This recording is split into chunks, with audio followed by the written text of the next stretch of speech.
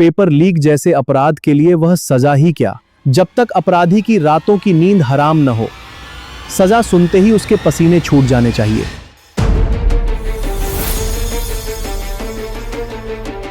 Paper leak करने की बार बार हिम्मत क्यों आती है? क्या उन्हें डर नहीं होता कि वे पकड़े जा सकते हैं? मुझे लगता है कि बात केवल पकड़े जाने तक सीमित नहीं है। अपराधी मानसिकता वाले लोग हमेशा वर्स्ट केस सिनेरियो भी सोचते हैं।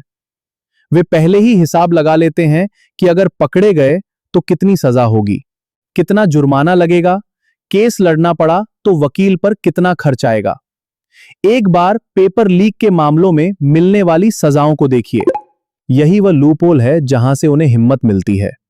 क्या वे वास्तव में इतनी बड़ी हैं कि किसी की रूह कांप जाए?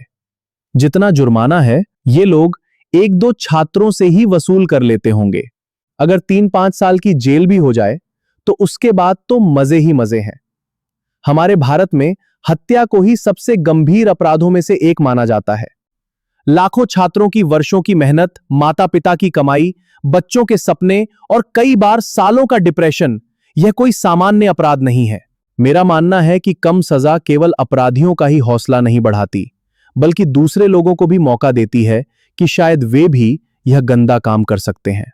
और जिम्मेदार केवल वे लोग नहीं हैं जिन्होंने पेपर लीक किया, बल्कि वे लोग भी हैं जिन्होंने यह जानते हुए लीक पेपर खरीदा, लिया या उसका फायदा उठाया। मेरी व्यक्तिगत राय में पेपर लीक जैसे अपराध के लिए आजीवन कारावास, कम से कम 10 करोड़ रुपए का जुर्माना, पूरी संपत्ति की जब्ती और भविष्य में सरकारी या निजी क्षेत्र की संवेदनशील नौकरी के लिए स्थायी प्रतिबंध। क्योंकि जब अपराध का प्रभाव लाखों परिवारों और देश की पूरी भर्ती व्यवस्था पर पड़ता हो, तो दंड भी उतना ही प्रभावी होना चाहिए। वो सजा ही क्या, जब तक अपराधी की रातों की नींद हराम न हो। सजा सुनते ही उसके पसीने छूट जाने चाहिए।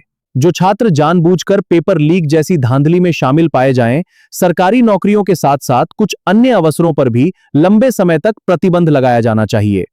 पहले लोग केवल कानून से नहीं, बल्कि बदनामी से भी डरते थे। समाज में सम्मान खोने का डर उन्हें गलत काम करने से रोकता था। लेकिन आज मानव की प्रवृत्ति इतनी स्वार्थी और अनैतिक हो गई है, इसलिए अब कानून में भी दंड मानव जैसे नहीं, बल्कि दानव जैसे ही होने चाहिए। अपनी राय कमेंट करके बताएं।